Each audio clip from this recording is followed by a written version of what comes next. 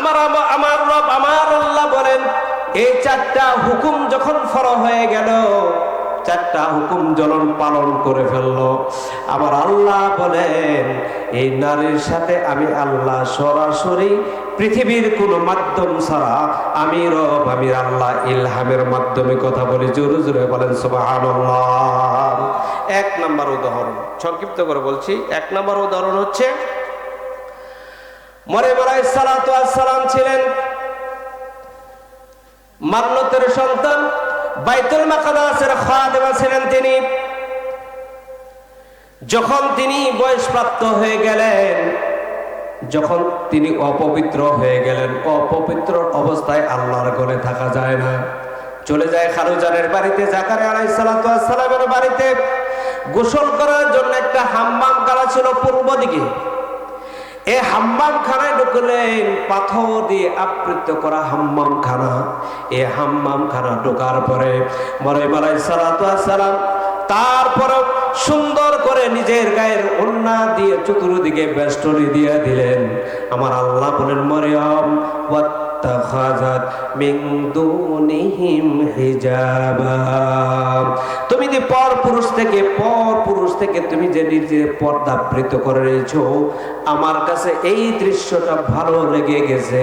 এই পর্দা করার পর আমি আল্লাহর সিদ্ধান্ত নিলাম, তোমার গর্ভে আমি আমার পয়গম্বর ঈসা আলাইহিস সালাতু ওয়াস সালামের জন্ম দেব। জোরে জোরে বলেন সুবহানাল্লাহ।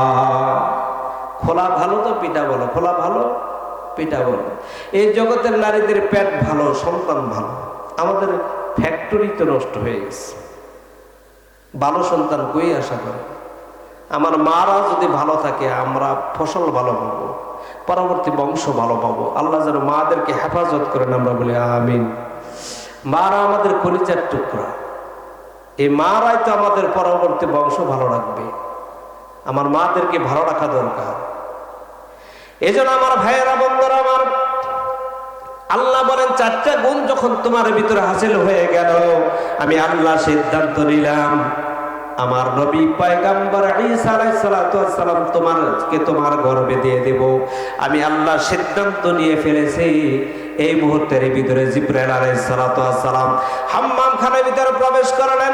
কোকড়া কোকড়া চুল, সুন্দর সুদর্শন যুবক ঢুকলো হাম্মাম খানার ভিতরে। মরিয়ম আলাইহিস সালাতু ওয়াস সালাম গোসল করতেছিলেন, শরীরের ভিতরে কাপড়গুলা লেপটে চেপটে ধরলো। সমস্ত অঙ্গ ভঙ্গি গুলা যখন প্রকাশ হয়ে গেল, চোখটা বন্ধ করার পর দেখতে পেলেন সামনে সুদর্শন যুবক দাঁড়ানো। ভয়ে ভীত বলাই অনেক ঘটনা। এই জন্য আল্লাহর হুকুমে জিবরাইল আলাইহিস সালাতু ওয়াস সালাম কে আল্লাহ তাআলা পাঠিয়ে দিয়েছিলেন দুনিয়ার কোন সাধারণ মানুষের আকৃতি দিয়ে নিয়ে আনা, আখিরে জামানার পয়গম্বর বিশ্ব নবী মুহাম্মদুর রাসূলুল্লাহর আকৃতি দিয়া মরিয়ম আলাইহিস সালাতু ওয়াস সালাম যেই হাম্মাম খানার ভিতরে গোসল করতেছিলেন, সেই হাম্মাম খানার ভিতরে আমার আল্লাহ মরিয়ম আলাইহিস সালাতু ওয়াস সালামের ভিতরে হযরত ঈসা আলাইহিস সালাতু ওয়াস সালামকে ফুৎকার দেওয়ার জন্য আল্লাহ তাআলা হাম্মাম খানায় পাঠিয়ে দিলেন। জোরে জোরে বলেন সুবহানাল্লাহ। তাহলে কার আকৃতি দিয়া? বিশ্বনবী মুহাম্মদ রাসূলুল্লাহ সাল্লাল্লাহু আলাইহি ওয়াসাল্লামের আকৃতি দিয়া ফুৎকার দিলেন। দূর থেকে গর্ভবতী হয়ে গেল, একদিনে 8 মাসের গর্ভবতী হয়ে গেল। সুবহানাল্লাহ বলেন। চাই দেখে পেটটা ভারী হয়ে গেল। এক মুহূর্তের ভিতরে 8 মাসের সন্তান সম্ভবা নারী যেমন হয় এমন গর্ভবতী হয়ে গেল।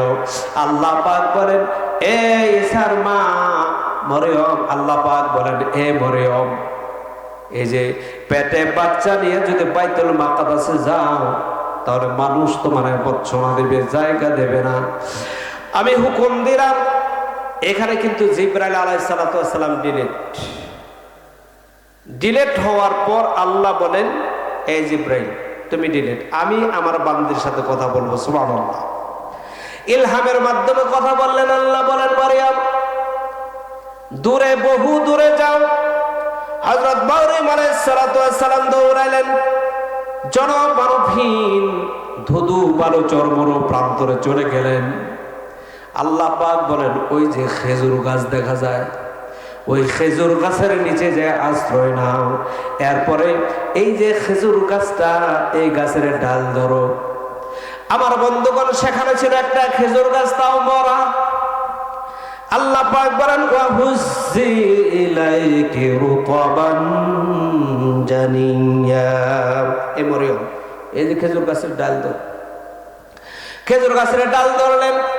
এটা কিন্তু সরাসরি আল্লাহ বলতেছেন মরিয়ম আলাইহিস সালাতু ওয়াস সালামকে, কারণ 4টা গুণ হাসিল হয়ে গেছে। এখন আল্লাহ সরাসরি মরিয়ম আলাইহিস সালাতু ওয়াস সালামের সাথে কথা বলতেছেন। সুবহানাল্লাহ বিহামদিহি। আমার ভাইয়েরা, বন্ধুরা আমার, মরিয়ম আলাইহিস সালাতু ওয়াস সালামকে আল্লাহ ঘোষণা করলেন ওয়া হুজ্জি ইলাইকি রুতাবান জানিয়া। এ মরিয়ম, খেজুর গাছের ডাল ধরে নাড়া নাও আল্লাহ পাকের হুকুমে। মরিয়ম আলাইহিস সালাতু ওয়াস সালাম খেজুর গাছের ডাল ধরার সঙ্গে সঙ্গে শুষ্ক মরুভূমির ভিতরে মরা খেজুর গাছ আমার রব, আমার আল্লাহ তাজা বানিয়ে দিলেন।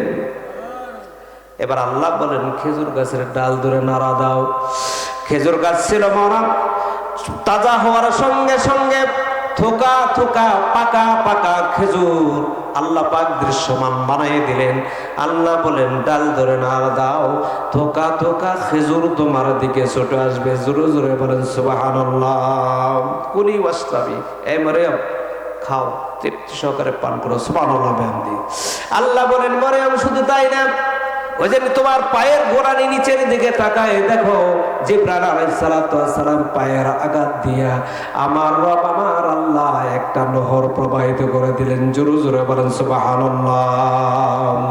এই মুহূর্তের ভিতরে 4টা গুণ হাসিল করার পরে কোনো নারী যদি বিপদে পড়ে যায়, দুনিয়ার কোনো সাহায্য সহযোগিতা না, বরং আমার রব, আমার আল্লাহ আরশের মালিক সরাসরি আসমান থেকে তার জন্য সাহায্য নাজিল করে দেয়। জোরে জোরে বলেন সুবহানাল্লাহ। গুণ হাসিল করলাম আমি কয়টা? 4টা। আমার ভাইয়েরা, বন্ধুরা আমার, তাহলে কি আল্লাহ তাআলা সব ফল বাদ দিয়ে খেজুর দিলেন কেন?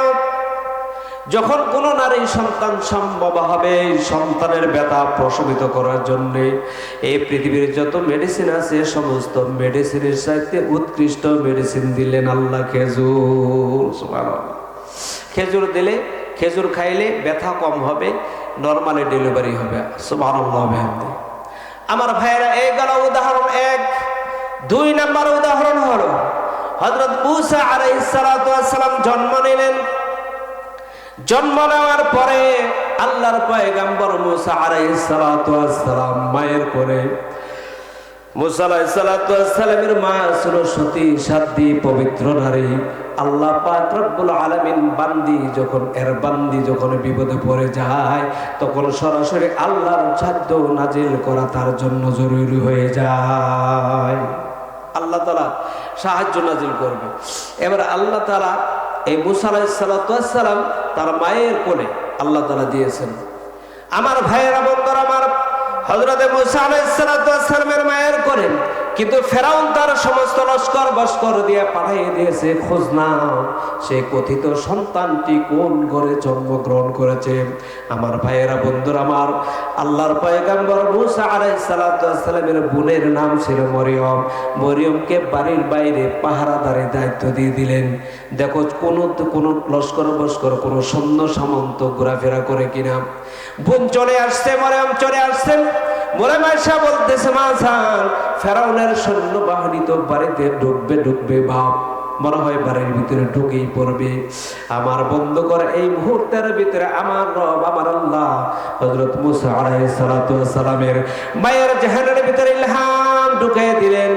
আল্লাহ পাক বলেন, ওই জ্বলন্ত চুলার ভিতরে ফেলে দাও, কথা দিলাম গো তোমার সন্তান আমি তোমার কাছে জিন্দা ফিরিয়ে দেব। জোরে জোরে বলেন সুবহানাল্লাহ। আলহামদুলিল্লাহ। ওই যে চুলা আছে, চুলায় ফেলে দাও। আমার বন্ধুগণ, এই মুহূর্তে আল্লাহর অর্ডার যখন পেয়ে যায়, বান্দার মগজের ভিতরে কোনো চিন্তা ঢোকে না। আল্লাহ যেটা অর্ডার করে তার মগজের ভিতরে ওইটাই বদ্ধ হয়ে যায়। জোরে জোরে বলেন সুবহানাল্লাহ। চট করে জ্বলন্ত আঙ্গারের ভিতরে ফেলে দিয়েছেন। সৈন্য সামন্ত গুলা ঘরের ভিতরে ঢুকেছে। চতুর্দিকে তল্লাশি দিয়ে দেখে কোথাও মূসার সন্ধান পাওয়া যায় না। কিছুক্ষণ পরে দেখা গেল লোকজন যখন চলে গেল, সৈন্য সামন্ত যখন চলে গেল, এই মুহূর্তের ভিতরে মুসা আলাইহিস সালামের মনের ভিতরে তার স্বস্তির ফিরে আসলো। হারে আমার সন্তান বুঝে জ্বলন্ত আঙ্গারের ভিতরে পড়ে ছাই হয়ে গেছে। কিন্তু মুসার মা যখন মুসা আলাইহিস সালামের দিকে সুন্দর নয়ন দিয়ে, ভীতভাবাল নয়ন দিয়ে যখন মুসার দিকে তাকিয়ে দেখতে পারে জ্বলন্ত আঙ্গারের ভিতরে তার সন্তান শিশু মুসা মুস্কি মুস্কি আসতেছে। জোরে জোরে বলেন সুবহানাল্লাহ। আমার ভাইরা, বন্ধুরা আমার, এই জায়গায় আল্লাহ তাআলা কোন মাধ্যম ছাড়া, কোন ফেরেশতার মাধ্যম ছাড়া, একটা না দুইটা না, কিছুদিনের ভিতরে আল্লাহ তাআলা 3টা অর্ডার মুসার মায়ের কাছে আল্লাহ দিয়েছিলেন।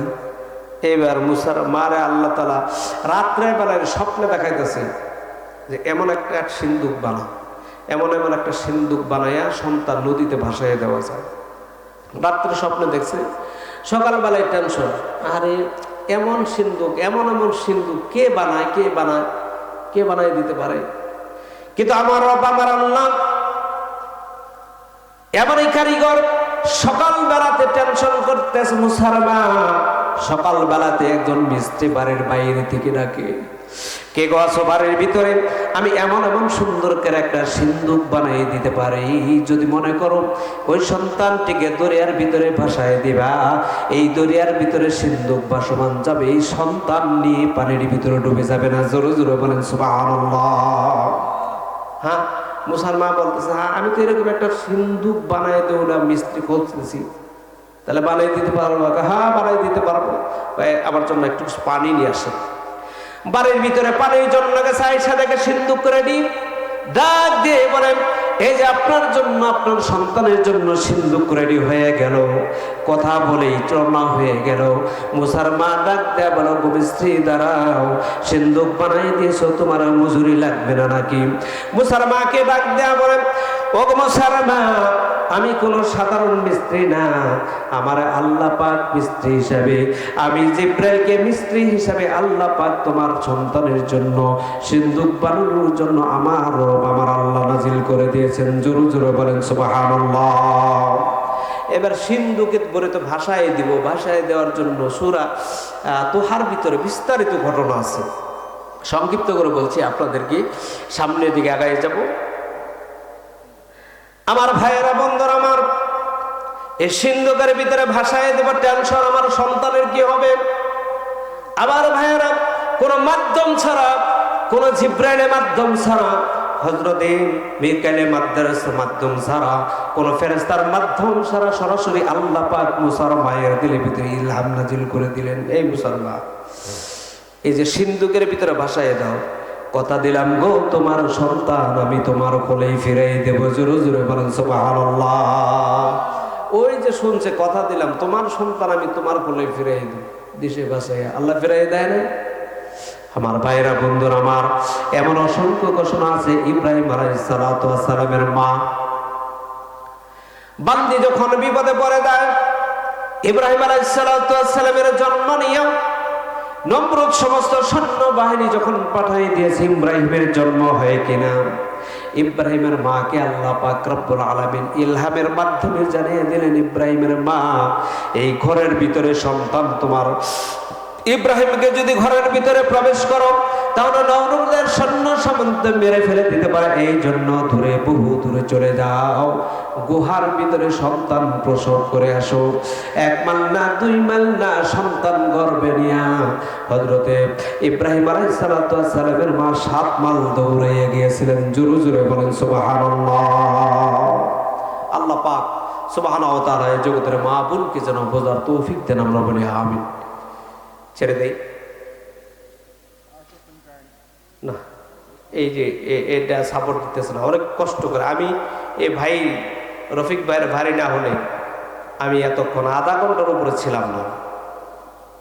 এই যে মাইক দিয়ে মাইকেলা ভাইয়ের দোষ না, সিস্টেম যেভাবে হয়েছে ওইভাবে। আল্লাহ সুবহানাহু ওয়া তাআলা আমাদের সবাইকে কবুল করেন, আমরা বলি। তো নারীদেরকে বিবাহ করলে আপনার ঘরের ভিতরে শান্তি আসবে।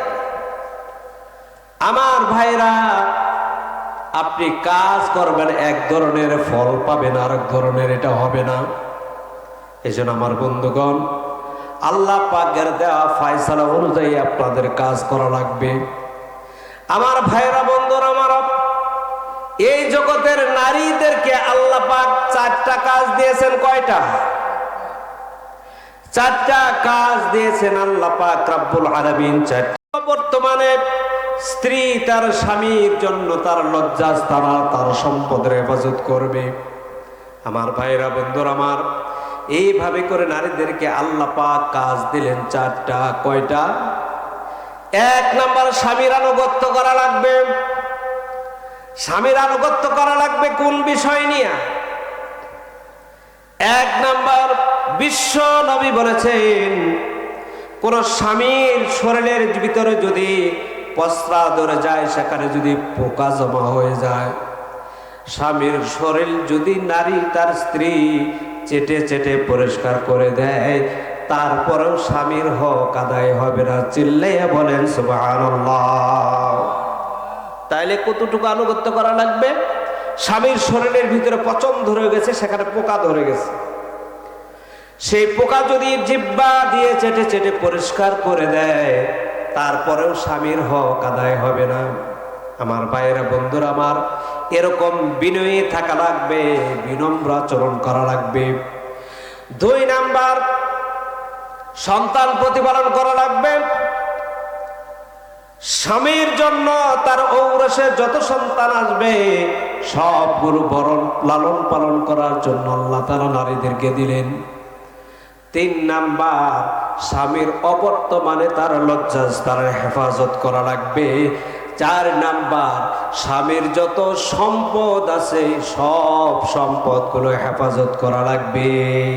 স্বামীর সম্পদের ভিতরে শুধু এই মাল সামানা এগুলো না, মাইক অনেক গলা টানে, সরি কষ্ট পাচ্ছেন আপনারা।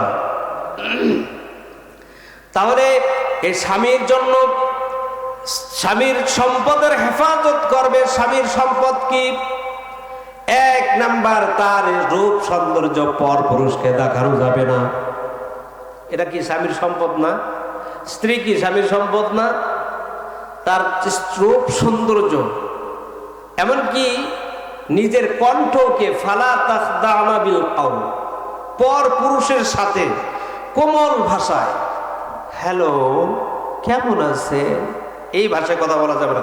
কর্কশ ভাষায় স্বভাব সুলভ কোমল কণ্ঠ পরিহার করে নারীদেরকে একটু কর্কশ ভাবে পর পুরুষের সাথে প্রয়োজন মতো কথা বলা লাগবে। কথা বলেন ঠিক কিনা?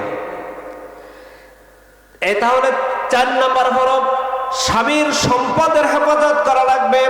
তোর মধ্যে এক নাম্বার সম্পদ, তুমি নারী, তুমি স্ত্রী, তোমার রূপ সৌন্দর্য স্বামীর জন্য হেফাজত করা লাগবে, পর পুরুষ যেন দেখতে না পায়। দুই নাম্বার, স্বামী স্ত্রীর গোপন কথা স্বামী স্ত্রী তার স্বামীর থেকে হেফাজত করবে। পর পুরুষের কাছে, পর মানুষের সাথে স্বামীর স্ত্রীর গোপন কথা বলা যাবে না, এটা হলো হেফাজত করা। তিন নাম্বার, স্বামী স্ত্রীর ভিতরে ঝগড়া ঘটে কি ঘটে না? অনেক স্ত্রী স্বামীরে মারেও দূরে আছে কিনা বলেন? আমার ভাইয়েরা বন্ধুরা আমার, স্বামী স্ত্রীর ভিতরে যদি কোনো ঝগড়া হয়ে যায়, এই ঝগড়ার কথা আপনাদের গোপন করা লাগবে। স্বামীর দোষ অন্য কারো কাছে প্রকাশ করা যাবে না, আবার স্বামীর জন্য স্ত্রীর দোষ ত্রুটি অন্য কারো কাছে প্রকাশ করা যাবে না। এটা হলো সম্পদ। এই জন্য আমার ভাইয়েরা বন্ধুরা আমার, বাড়িতে অনেক মাল সামান আছে, সহায় সম্পদ আছে, অর্থ করি টাকা পয়সা গোপন জিনিস আছে। আপনার স্বামীর স্ত্রীর কর্তব্য হলো স্বামীর জন্য সেগুলো হেফাজত করা লাগবে। তাহলে চারটা কাজ দিয়ে আমার রব আমার আল্লাহ দুনিয়ার সমস্ত নারীদেরকে আল্লাহ পাক দুনিয়ার জমিনে পাঠিয়ে দিয়েছেন। এই চারটা কাজের কারণে আল্লাহ পাক চারটা পুরস্কার দিয়েছেন। কয়টা কাজ? কয়টা কাজ? কয়টা? চারটা। পুরস্কার কয়টা? চারটা। এক নাম্বার পুরস্কার দিলেন আল্লাহ, তাহলে স্বামীর আনুগত্য যদি করে, এরপরে যদি স্বামীর জন্য তার সম্পদ তার লজ্জাস্থানে হেফাজত করে, সন্তান প্রতিপালন করে, তাহলে আল্লাহ পাক ওই স্ত্রীরে আল্লাহ পক্ষ থেকে 4টা অধিকার আল্লাহ দান করে দিয়েছেন। জোরে জোরে বলেন সুবহানাল্লাহ। পুরস্কার দিলেন 4টা। 1 নম্বর পুরস্কার, বিবাহ থেকে মরণ পর্যন্ত স্বামী যদি জীবিত থাকে, বিবাহ থেকে মরণ পর্যন্ত ওই স্ত্রী ভরণ পোষণ করা স্বামীর জন্য ফরজ। বিবাহ থেকে মরণ পর্যন্ত ওই স্ত্রী ভরণ পোষণ, চুনু পাউডার থেকে শুরু করে যা আছে সব আপনার দেওয়া লাগবে। এটা স্ত্রী যোগায় আনবে, এর দায়িত্ব তা না, সব আপনার দেওয়া লাগবে। 2 নাম্বার পুরস্কার দিলেন আল্লাহ, বিবাহের সময় মহারানা দেওয়া লাগবে। এটা সম্পূর্ণ স্ত্রীর অধিকার। এই যে আপনারা কাজ করেন, গ্রামগঞ্জে বিবাহ হলে পরে, বিবাহ হয়েছে ঠিক, বিবাহ হওয়ার পরে যখন আপনি বউ উঠাইতে আনতে যান, তখন দেখা যায় যে এই স্বামী আর স্ত্রী বিবাহ করার পর দুজনে এক জায়গায় বসায় নিয়ে আসে। অথচ মহারানা আদায় করার আগে ওই স্ত্রীর গায়ে স্পর্শ করা জায়েজ আছে? স্পর্শ করা জায়েজ নয়। আচ্ছা, আপনারা যে একত্র বসাইয়া একটা মাইকোতে একটা প্রাইভেট কারে যে বসায় নিয়ে আসলেন, যদি স্ত্রীর গায়ে স্পর্শ করে, টাচ করে, গুনাহ হবে না? মহারানা আদায় করার আগে স্ত্রীর গায়ে হাত দেওয়া যাবে না, টাচ করা যাবে না। তাহলে 2 নাম্বার পাওনা হলো মহারানার টাকা সম্পূর্ণ স্ত্রীর জন্য আপনার দেওয়া লাগবে। 3 নাম্বার, আপনি যখন মারা যাবেন, মারা যাওয়ার পর আপনার সম্পত্তিতে 2 অংশ বসাই দিলেন। জোরে জোরে বলেন সুবহানাল্লাহ। 4 নাম্বার পুরস্কার, এটা আল্লাহর। কোন স্ত্রী যদি 4টা দায়িত্ব পালন করে দুনিয়ার জমিনে যেতে পারে, আল্লাহ পাক রব্বুল আলামিন দুনিয়ার জমিনে 3টা পুরস্কার তো দিবেনই। 4র্থ নাম্বার পুরস্কার, আল্লাহ তারে জান্নাতের বাসিন্দা বানাই দিবেন। জোরে জোরে বলেন সুবহানাল্লাহ। কোন স্বামী যদি বলে আমার স্ত্রী ভালো, আল্লাহ বলেন হ্যাঁ ভালো। কোন স্ত্রী যদি বলে আমার স্বামী ভালো, হ্যাঁ আল্লাহ বলেন ভালো, কিন্তু শরীয়তের সীমার ভিতরে থেকে। কথা বলেন ঠিক কিনা? তাহলে জগতের সব নারীদের কাজ হলো 4টা, পুরস্কার হলো 4টা। স্বামী স্ত্রীর ভিতরে ঝগড়া বেঁধে গেছে, এখন আপনার স্ত্রীর মারবেন, ধরে শাসন করবেন। মন মতলবি শাসন করা যাবে না। শাসন করার জন্য বিধান দিলেন কে? কে দিয়েছেন বিধান? আল্লাহ পাক বলেন, ইন্না আনসালনা ইলাইকাল কিতাবা লিতাহকুমা বাইনান নাস। জোরে জোরে বলেন আল্লাহু আকবার। আল্লাহ পাক বলেন, আমি আল্লাহ এই জন্য আপনার কাছে কিতাব নাযিল করেছি, কোরআন নাযিল করেছি, যাতে করে এই কিতাব দিয়ে, কোরআন দিয়ে মানব সৃষ্ট যত বিবাদ আছে এই সমস্ত বিবাদের ফায়সালা দিতে পারেন। তাই কোরআন নাযিল করছে আল্লাহ কি দিয়া? বিচার সালিশ করবার নিয়ে। এটা কি কোর্টে না খালি গ্রামগঞ্জে? কোর্টেও সব জায়গায়। এই কোরআনটা আমাদের কি গো? সংবিধান। কোরআনটা আমাদের সংবিধান। এই সংবিধান থাকবে কোথায়? সংসদে। কোথায় থাকবে? সংসদে। আল্লাহ যেন সংসদে এই কোরআনের আইন পাশ করার জন্য তৌফিক দেন, আমরা বলি আমিন। আমার ভাইয়েরা, বন্ধুরা আমার, আল্লাহ বলেন স্বামী স্ত্রীর ভিতরে ঝগড়া হয়েছে, ফয়সালা দিবে কে? কোরআন। কে দিবে ফয়সালা? কোরআন। আল্লাহ বলেন স্বামী স্ত্রীর ভিতরে 2 জনের ভিতরে ঝগড়া হয়েছে, এবার আল্লাহ স্বামীরে পরামর্শ দেয়, শোনো, জগতের সমস্ত নারীদেরকে শাসন করার জন্য আমি আল্লাহর আইন ফলো করা লাগবে। 1 নাম্বার আইন দিয়া দিলাম, ফাইজুহুন্না। 1 নাম্বার আইন দিয়া দিলাম, ওয়াজ করা লাগবে, নারীদেরকে বোঝানো লাগবে, সুন্দর ভাষায় আপনার বোঝানো লাগবে। নারীদেরকে আল্লাহ তারা এমন কোমল মন, এমন কোমল দেহ দিয়ে তৈরি করেছেন, স্ত্রীদেরকে যদি সুন্দর করে স্বামী বোঝাইতে পারে, অনেক কঠিন জিনিসও স্ত্রীর দিয়ে করা সম্ভব। কথা বলে ঠিক কিনা? 1 নম্বর আল্লাহ বলেন ওয়াজ করা লাগবে আপনার। জগতের যত পুণ্যবতী নারী আছে তাদের কিস্সা কাহিনী আপনার বলা লাগবে। কোরআন দিয়ে বলা লাগবে, হাদিস দিয়ে বলা লাগবে। 2 নাম্বার সিস্টেম হলো ওয়াহজুরুহুন্না আনিল মাদাজি। আল্লাহ পাক রব্বুল আলামিন বলেন স্বামী স্ত্রীর ভিতরে ঝগড়া হয়েছে, মনোমালিন্য হয়েছে, 1 নাম্বার সিস্টেম হলো ওয়াজ করা লাগবে, বুঝানো লাগবে। 2 নাম্বার সিস্টেম দিলেন আল্লাহ, বিছানা আলাদা করা লাগবে। কি করা লাগবে? বিছানা আলাদা। এখন আপনি ঝগড়া হয়েছে, মনোমালিন্য হয়েছে, প্রথমে শুরু করলেন আপনি মার, না হবে না, এটা কোরআনের আইন আছে। 1 নম্বরে ওয়াজ করা লাগবে, তারা বোঝানো লাগবে। 2 নাম্বার হচ্ছে কি করা লাগবে? বিছানা আলাদা। বিছানা আলাদা মানে চৌকি খাট সব আলাদা, 2 জন 2 দিকে শুয়ে থাকবে, হরতাল। কথা বলেন কি? হরতাল।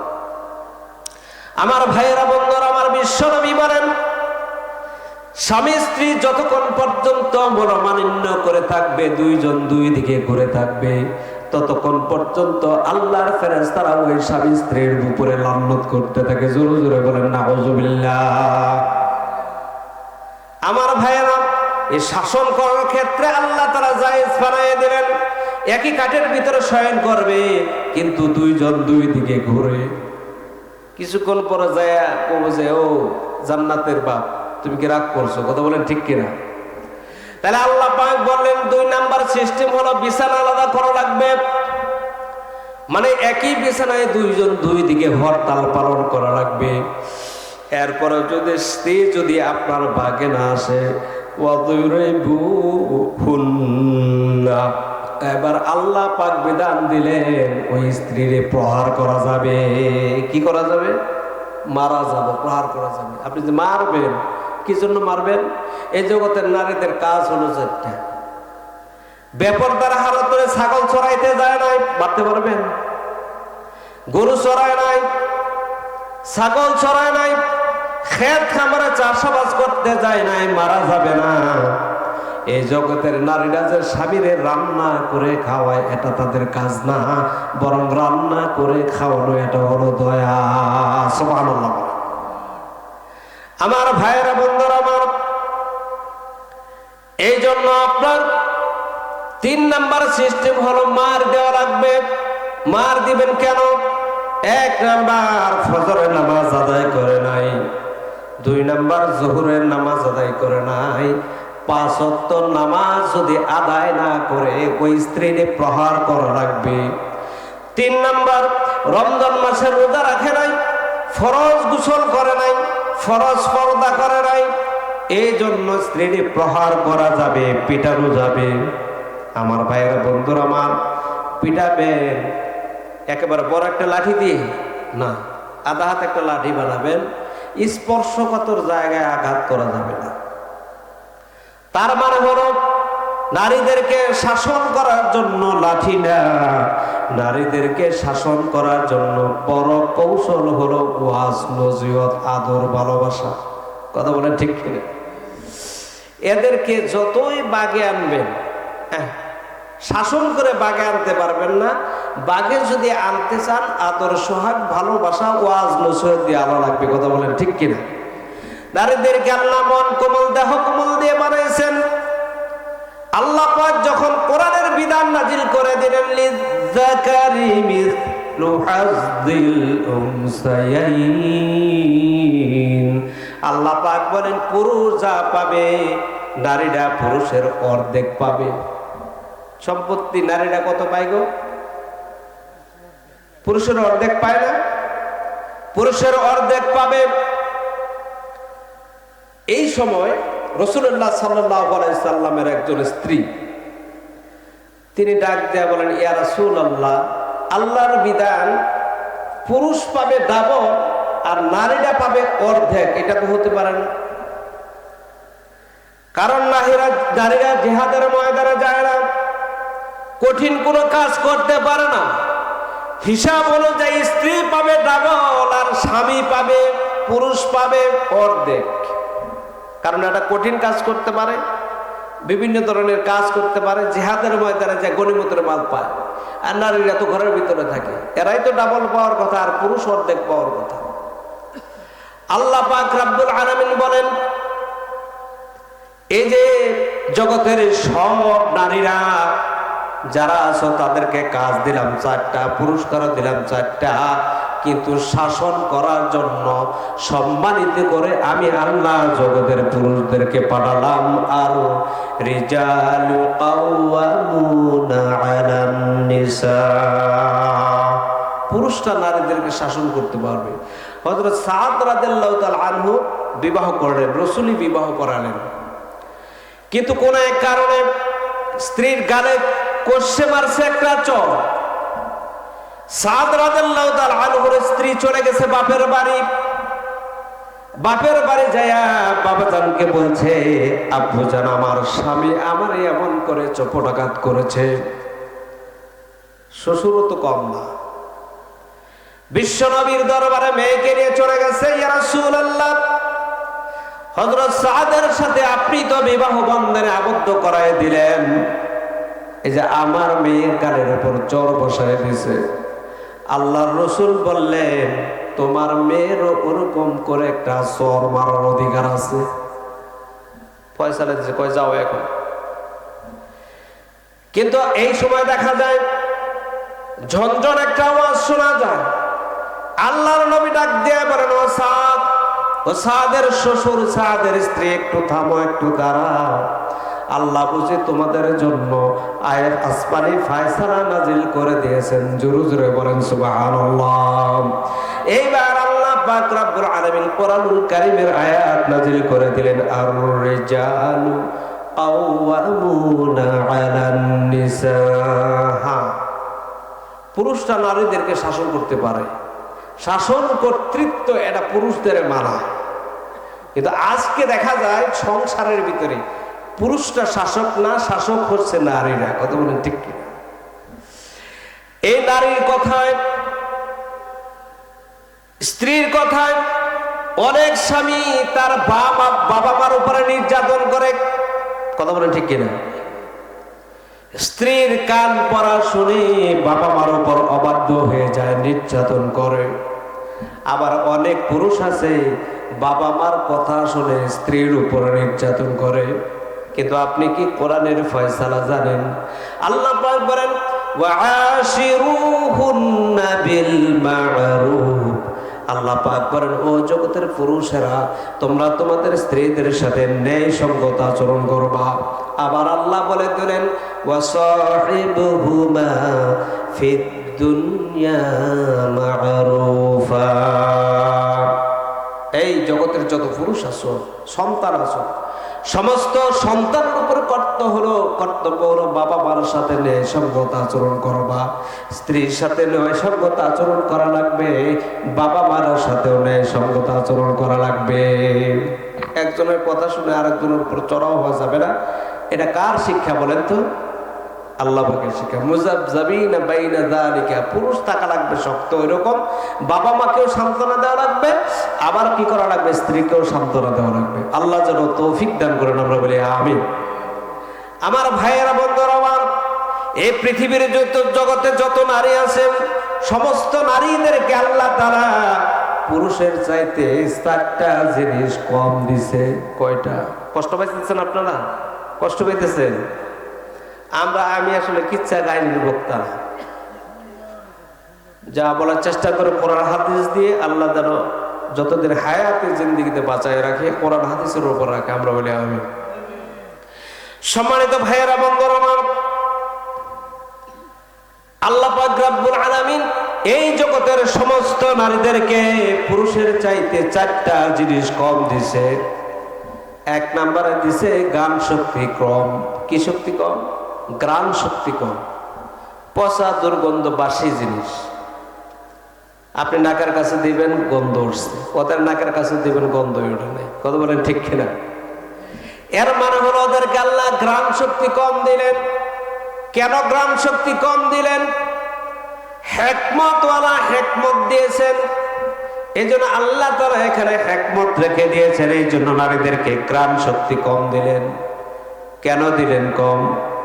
সন্তান ডেলিভারি হওয়ার পর মা যখন পুরা 40 দিন ওই ইদ্যত পালন করবে, এই পুরা 40 দিন পচা দুর্গন্ধ রক্ত বের হবে।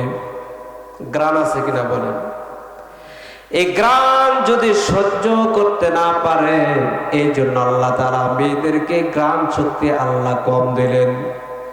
2 নাম্বার, সন্তান প্রস্রাব করে দিয়েছে, কোলের উপরে পায়খানা করে দিয়েছে, আপনি দুর্গন্ধে উঠে যাবেন, কিন্তু মা ওঠে না। কেন বলেন তো? মায়ের নাকে আল্লাহ গ্রাণ শক্তি কম দিয়েছে ওই সন্তান পালার জন্য। সুবহানাল্লাহ বলতে পারেন না? সন্তান প্রতিপালন করার জন্য আমার রব আমার আল্লাহ মায়ের নাকের গ্রাণ শক্তি কম দিয়ে দিলেন। কি হিকমত আল্লাহ! সুবহানাল্লাহ। পায়খানা প্রস্রাব নিয়ে মা যান খাইয়া উঠা পায়খানা প্রস্রাব পবিত্র করে দিয়া সুন্দর করে সন্তানের কপালে একটা চুমু দিয়া দেয় সেই মা। 2 নম্বরে অনুভূতি শক্তি আল্লাহ কম দিছে। কয় নম্বর কি দিছে? অনুভূতি শক্তি কম। মাইকটা যদি মনের মহিত হইতো মনের মতোই কথা বলতে পারতাম। তাহলে আমার ভাইয়েরা, বন্ধুরা আমার, 2 নম্বরে দিলেন আল্লাহ অনুভূতি শক্তি কম। আপনার হাত এখানে কেটে গেছে, এই হাত কেটে যাওয়ার কারণে আপনার হাত কাটছে, আপনি ব্যথা পাবেন কম। আপনি কি পাবেন? ব্যথা পাবেন বেশি। আপনি ব্যথা পাবেন বেশি, পুরুষটা ব্যথা পায় বেশি, কিন্তু উচ্ছ্বাস কম।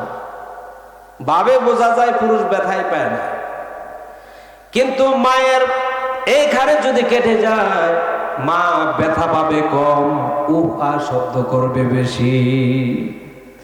এই জগতের সব নারীদেরকে আল্লাহ 4টা জিনিস কম দিয়েছে, একমাত্র নারীদেরকে আল্লাহ তাআলা পুরুষের তুলনায় একটা জিনিস বেশি দিয়েছে।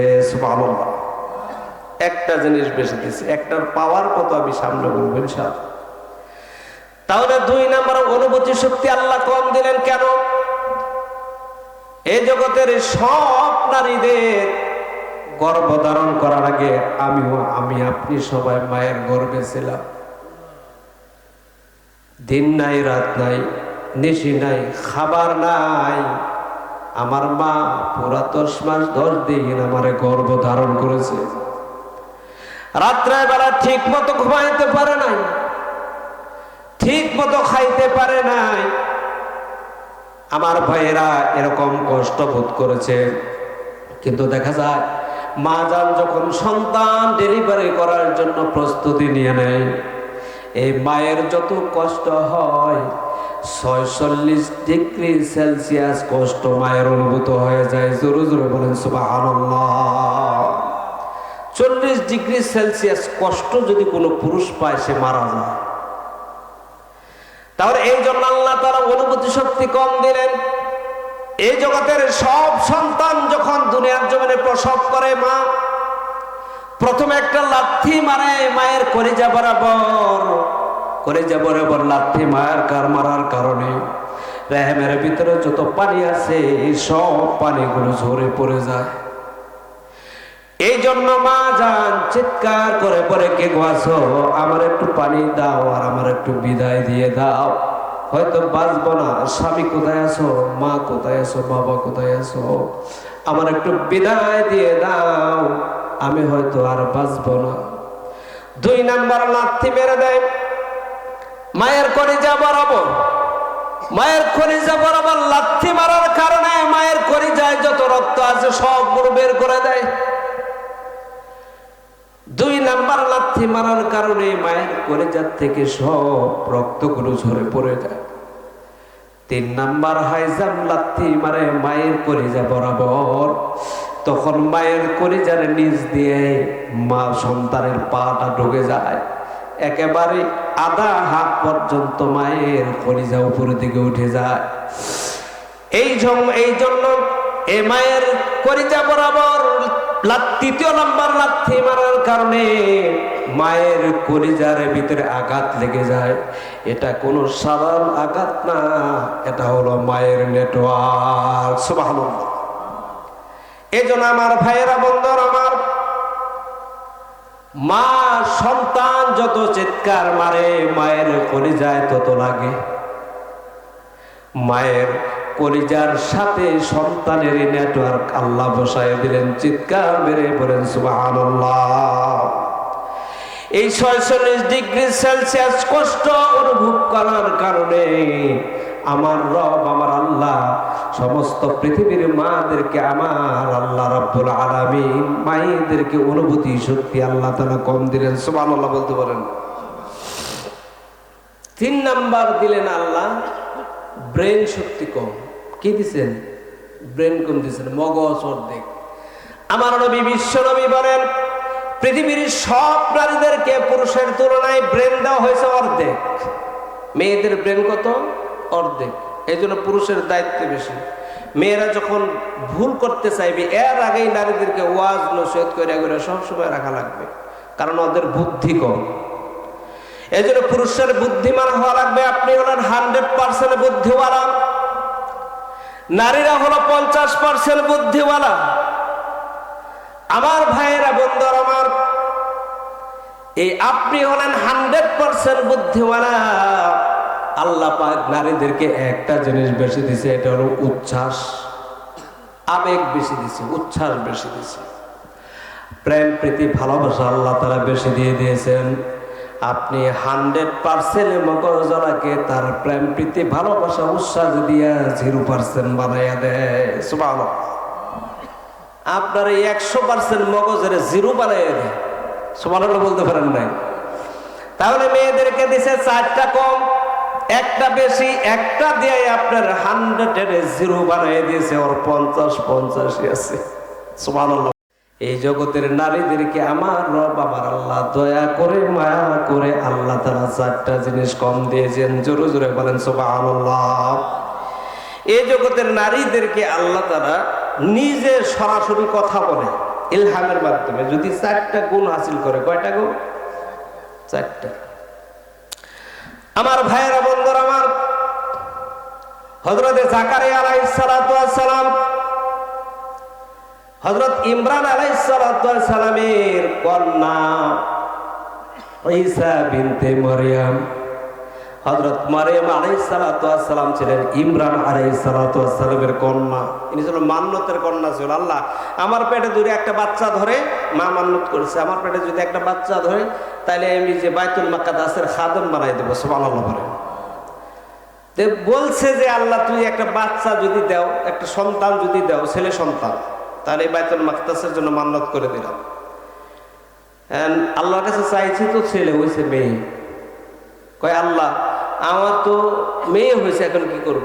আল্লাহ বলেন লাইসা যাকারু কাল উনসা, অনেক পুরুষ ও নারীর মতো না। সুবহানাল্লাহ বলেন। এই মেয়েটাকে আল্লাহর হুকুমে মান্নত করার কারণে উৎসর্গ করে দিলেন বাইতুল মাকদাসের খাদেমা হিসেবে। কিন্তু তত্ত্বাবধানের দায়িত্ব দিলেন আল্লাহর পয়গম্বর জাকারিয়া আলাইহিস সালাতু ওয়াস সালামকে। কুল্লামা দাখালা আলাইহা জাকারিয়াল মিহরাব ওয়াজাদা ইনদাহা রিজকা, যখনই প্রবেশ করতো জাকারিয়া আলাইহিস সালাতু ওয়াস সালাম দেখে যে মরিয়মের কাছে খাবার, বিনা মৌসুমি বেমৌসুমি ফল, আঙ্গুরের সিজন নাই আঙ্গুর, আনারসের সিজন নাই আনারস। হযরত জাকারিয়া আলাইহিস সালাতু ওয়াস সালাম মনের ভিতর প্রশ্ন জাগলো, আরে তত্ত্বাবধানের দায়িত্ব আমার, খাদ্য দেওয়ার দায়িত্ব আমার। আমি যখনই প্রবেশ করি তখন দেখি তার কাছে খাদ্য মজুদ, তা কোনো সাধারণ খাদ্য না, বিনা মৌসুমি বেমৌসুমি ফল আল্লাহ সরবরাহ করে দেয়। জোরে জোরে বলেন সুবহানাল্লাহ। আরে বেমৌসুমি ফল ফ্রুট ব্যাপারটা কি? হ্যাঁ, এগুলো কোত্থেকে পাইছো?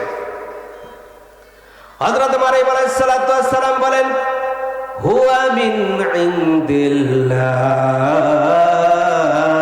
জোরে জোরে বলেন আল্লাহু আকবার। হযরত মারইয়াম আলাইহিস সালাতু ওয়াস সালাম বলেন এই ফল ফ্রুটগুলা তুমি না, আমি না, কেউ না, বরং মহান রব আরশের মালিক আল্লাহর পক্ষ থেকে আসে। জোরে জোরে বলেন সুবহানাল্লাহ। এবার আল্লাহ বলে তোরে রিজিক দিছি আমি, বিনা মৌসুমি ফল খাওয়াইছি, তোরে 4টা উপদেশ দেবো আমি। সুবহানাল্লাহ বলেন। কয়টা উপদেশ?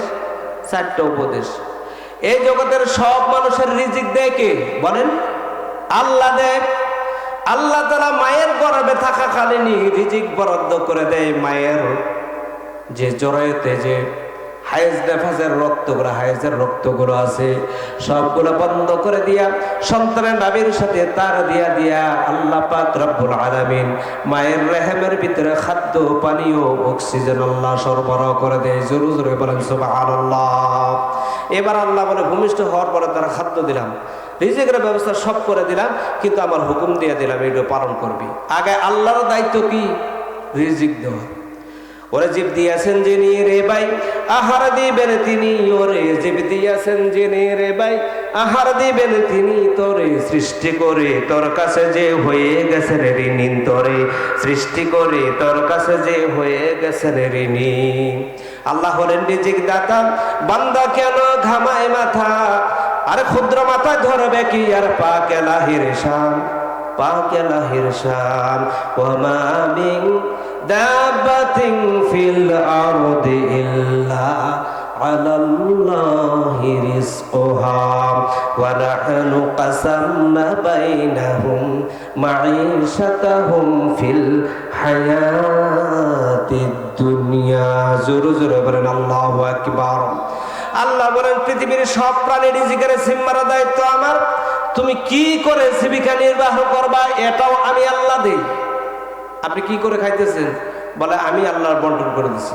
অমুক জনে হাল চাষ করে খাবে, অমুক জনে মন্ত্রণালয়ে কাজ করবে, অমুক জনে ইমামতি করবে, অমুক জনে মুয়াজ্জিনগিরি করবে, অমুক জনে মাস্টারি করবে। আল্লাহ বলেন ওয়া নাহনু কাসামনা বাইনাহুম মাঈশাতাহুম ফিল হায়াতিদ দুনিয়া। পৃথিবীতে জীবন উপকরণ এটা আমি আল্লাহর দেন। কিন্তু কাক দেখেন নাই?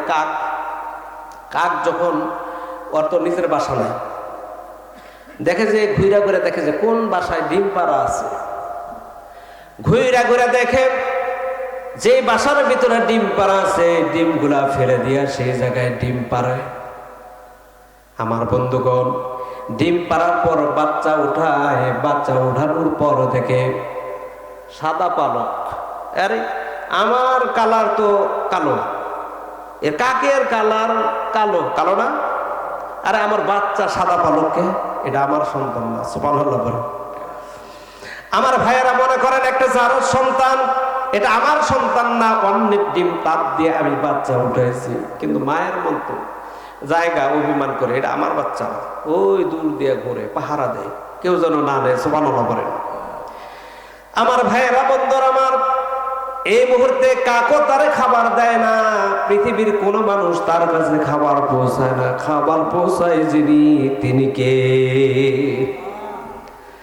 আল্লাহ পাক রব্বুল আলামিন এই মুহূর্তে ওই ছোট্ট বাচ্চা কাকের বাচ্চার সামনে দিয়ে ছোট্ট ছোট্ট মশা মাছি গুলা আল্লাহ পৌঁছাইয়া দেয়। ওই ছোট্ট ছোট্ট মশা মাছি গুলো টুকরায় টুকরায় পাম্প করে জোরে জোরে বলেন সুবহানাল্লাহ। এই টুকরায় টুকরায় খায়, খাওয়ার পরে যখন একটু বড় হয়, পেট বড় হয়, চাহিদা বড় হয়, আল্লাহ তাআলা বলে যে এই কাক, যা দেখে তোর বাচ্চা কেমন। আমার ভাইয়েরা, সাদা পরত গুলা ঝরে পড়ে গেছে, এখন কালো, কারণ খাবারের চাহিদা বেশি। আল্লাহ তারা ওই কাকের দিলের ভিতরে দয়া দিয়া মায়া দিয়া পাঠায় দেয়, দেখেছেন আরে আমার কালারের সাথে মিল পড়ে, যেটা আমার বাচ্চা। সুবহানাল্লাহ পড়ে। তখন ওই কাকটা সুন্দর করে আল্লাহ পাকের হুকুমে ওই বাচ্চার জন্য খাদ্য সরবরাহের দায়িত্ব নিয়ে নেয়। জোরে জোরে বলেন সুবহানাল্লাহ। ওয়া মা মিন দাব্বাতিন ফিল আরদি ইল্লা আলাল্লাহি রিজকুহা। জোরে জোরে বলেন আল্লাহু আকবার। আমার ভাইরা, বন্ধুরা আমার, এই কবুতর পালেন না আপনারা?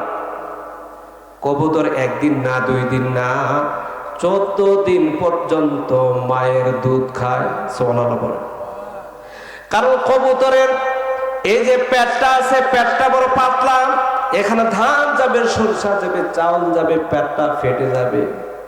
আমার আল্লাহ এই কবুতরের কণ্ঠ ডালের কাছে 14 দিন পর্যন্ত ওই বাচ্চার খাদ্য সরবরাহের জন্য আমার আল্লাহ দুধ সরবরাহ করে দেয়। জোরে জোরে বলেন সুবহানাল্লাহ।